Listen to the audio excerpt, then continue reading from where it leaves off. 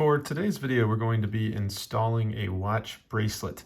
We're going to use this SKX009, which is one of my favorite dive watches, and we're going to be installing this well-loved Z199. This is the super version, so it comes with the milled clasp. It's a little bit more robust, as well as solid end links, as you can see right here. So you will just need one tool to do this. Obviously you want to have some kind of surface that prevents scratches, so I just have this leather pad down here. We sell these, which are spring bar tools. It has both on one side a spring bar tool and on the other side a pin tool. So here you have the forked tip that we'll need today. And on the other side you have just the pin tool like that. These are really handy. They're only a couple dollars, and they can really save you in a pinch. They travel really, really well. Always good to have at least one of those around. So you'll need one of these. You'll need your watch, your bracelet, end links, and a quick note about spring bars. We ship all of our bracelets with spring bars, and I would highly recommend, especially for Seiko divers, that you use our spring bars or spring bars that have collars like this.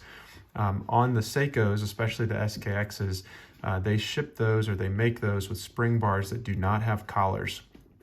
I don't know why, but they are notoriously difficult to work with, really, really difficult to change bracelets out. So the second you can get those out of your watch, I would use these. We call these Fat Boy spring bars. They're, I think, 2.5 millimeters thick, and they have collars here. So just make sure you're using a collared spring bar. All right, so again, we want our spring bar tool. You want to find your forked tool right here. Get that ready. Flip your watch case over. Actually, one second, quick tip on this, just to remember which side goes where. If you open up your bracelet like this, the side with the clasp part right here is going to line up with the 12 o'clock side on your watch. So it's always going to look like that. When I was first getting into watches, I always used to put the bracelets on backwards for some reason, but that will help you remember it. So 12 o'clock side goes with the clasp. So you can switch that over just like this and flip your watch case over just like that.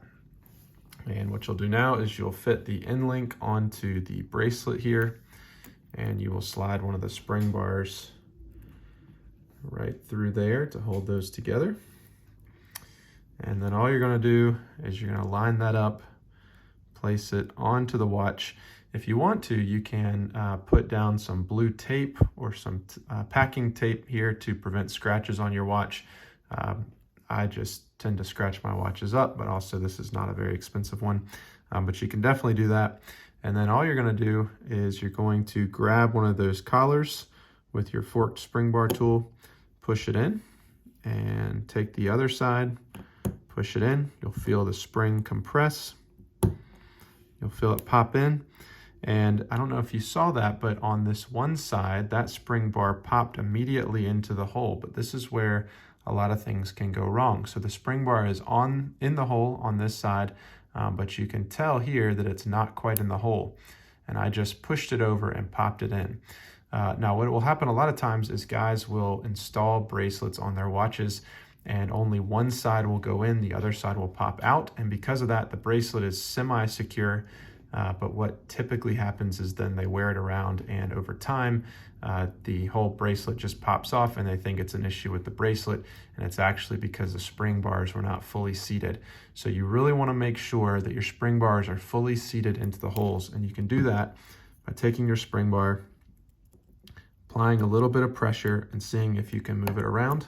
Sometimes you'll have to kind of compress this, move it around, maybe push on it from the top down.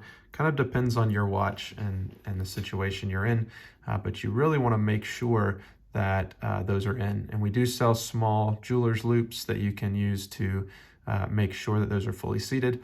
I always like to give it a little tug just to make sure you don't see anything uneven there, but that is fit well.